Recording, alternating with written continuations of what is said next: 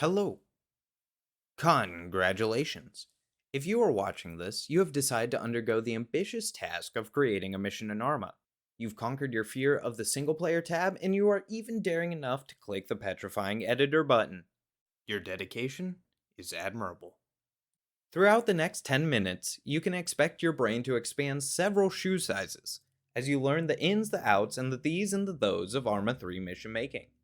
So sit back, relax, and grab yourself a beverage of choice. And without further ado, let us begin. Before launching ARMA, you'll want to go into the Mods tab and deselect any mods that are not absolutely necessary for your mission. Mods that are only client-side, like DUI Squad Radar, are okay. The reason being that all mods that run on your client while you're making your mission will become dependencies for that mission. I will suggest that you get the Alive mod for this tutorial, but it isn't required. You'll see that I have a lot of mods on my preset, but that's because the server I make missions for runs this preset. Once you have your mod list cleaned up how you want it, be sure to save it under something you'll remember. I call mine Mission Maker, because it makes missions. Do you get it? Next, we can finally launch ARMA and take our dogs outside while we wait for it. After we've talked to our neighbors and cleaned up after our dogs, we are now ready to open the editor. Click the Single Player Editor button. You can pick any map you'd like, but I'm personally going to go with the classic, Bukovania. At this point, we enter a loading screen. Sit back and reflect on your brain's alarming rate of expansion. Congratulations! You've made a mission! But wait, Saint, this is just an empty map. Don't we need, enemies and objectives and stuff? Ah, crap, that's right. First, we'll want to spawn in our guys, the ones we intend to play as or have other people play as. We can set this up anywhere on the map, but I'm going to choose this nice little air base. You can middle click on the map to set your in-game camera position, and then press M on the keyboard to switch to in-game view. While in this view, right-click and hold while moving your mouse to adjust the camera angle, WASD to move laterally, and scroll wheel to adjust the altitude. Now, on the right-hand side of your screen, go to the Assets pane, Compositions, Blue 4, NATO, Infantry, Fire Team. Feel free to use any composition really. I'm a tutorial maker, not your mother. Once the meat bags are within our check war crime simulation engine, we want to make them playable. Right now, by default, the only playable character will be the first unit you set down. Not ideal for multiplayer missions. Select the whole unit by double-clicking its banner and scroll about halfway down until you see the box labeled Object Control. Click Playable.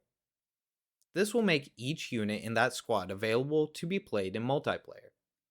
You can verify this setting change by clicking a few of the units and seeing if they have the playable attribute. The very first unit we put down is still going to have the player attribute. This denotes the unit that will be used if the mission is run in single player, the anime protagonist. Side note, you'll need enough playable characters for the amount of people you plan on having, so keep that in mind when you're deciding what to put down. You can now see all the playable characters on the left are denoted with purple, and the player characters denoted in red. Now that we have our friends over, we need something for them to do. Let's keep it simple for now and just move from point A to point B. Go to the Assets pane, Triggers, and grab the 0x100 Big Boy trigger. This boy is massive. He'll do great things. Double-click your trigger. Don't be shy. Feel free to give your trigger a name. Ideally, this name should be descriptive, well thought out, and formatted in a way that will scale well when you go to add more triggers. This, for example, could be something like TRG Objective 1, TRG Waypoint 1, Trigger _ spawn. In our case, we'll name it Fredrick. You can ignore the text field. If used, the text field will display whatever is in that box on the player's map. We'll use this for markers typically.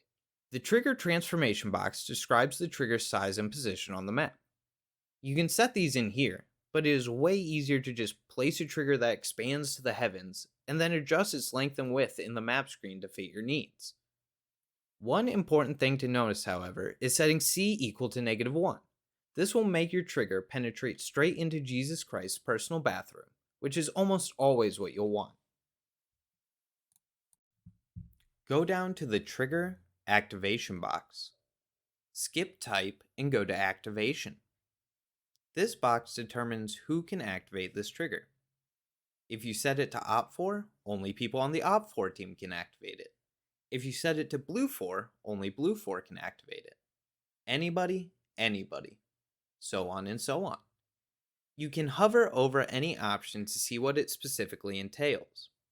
Be warned, if you use any option past the game logic option, you are truly entering the Bohemian Triangle, and you will not be pulled out if you fall in. Next, the trigger condition expression. But, Saint, this isn't a menu. It's a box that you type stuff into. Very observant. Grab yourself your teddy bear, your comfort blankie, and a fruit roll-up, because we're entering every mission maker's worst nightmare. The code zone. Luckily, coding for triggers is literally so easy you don't even have to understand coding whatsoever. In fact, for a simple point A to point B objective, you don't need to put in anything for the trigger condition expression. Just leave it how it is.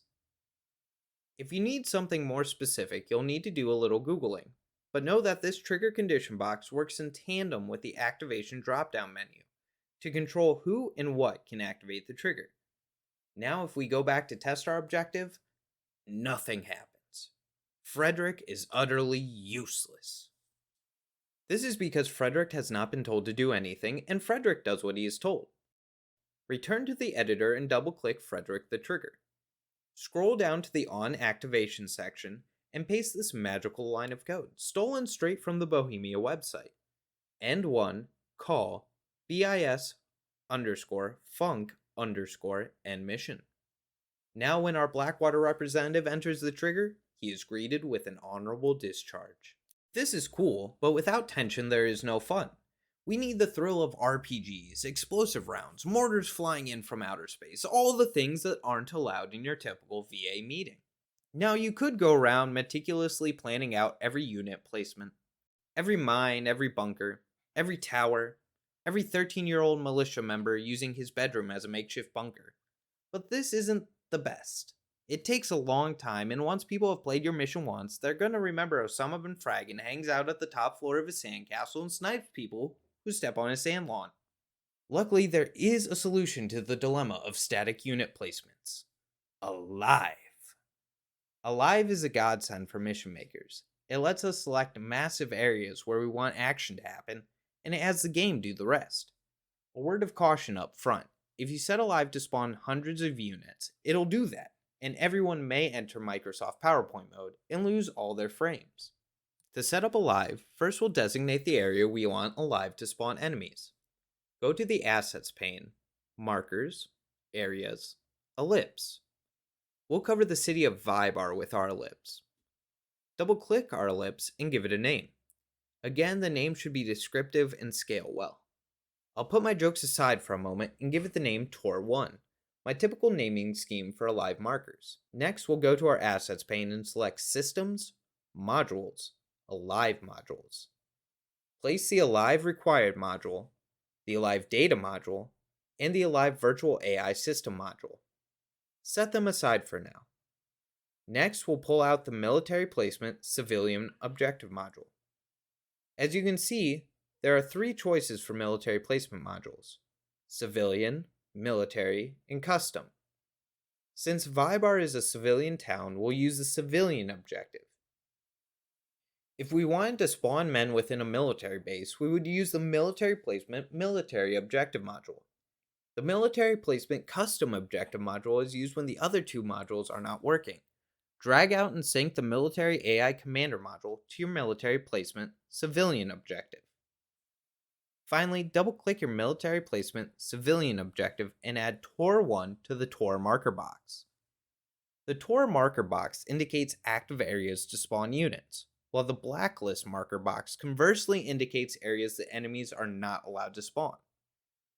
Alive is highly configurable, and this is by no means an in-depth explanation of Alive, but these are the bare minimum steps to get Alive up and running. Double-click any Alive module to look at its configuration settings, and play with them as you'd like. Zeus is an excellent tool for troubleshooting Alive. To set up Zeus, simply place the Zeus Game Master module. Type admin logged in the owner section, and press Y when you are in game, assuming you have default keybinds. This will allow you to fly around the map and do such things as call in airstrikes, spawn units, or even take control of units. Damn, look how far we've come. There's only one more thing you really need to know before you can start making missions for the shitstorm that is ARMA 3. If you're planning on playing with other people, they're gonna need to know what the fuck they're doing.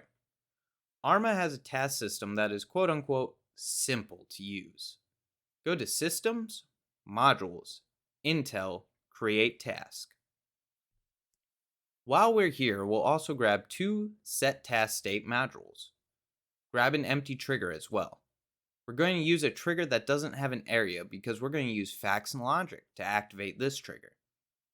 We'll use stealing a vehicle as our objective example. We win if we get the vehicle, we lose if the vehicle is destroyed. We'll accomplish this by creating 2 paths, both visually and logically.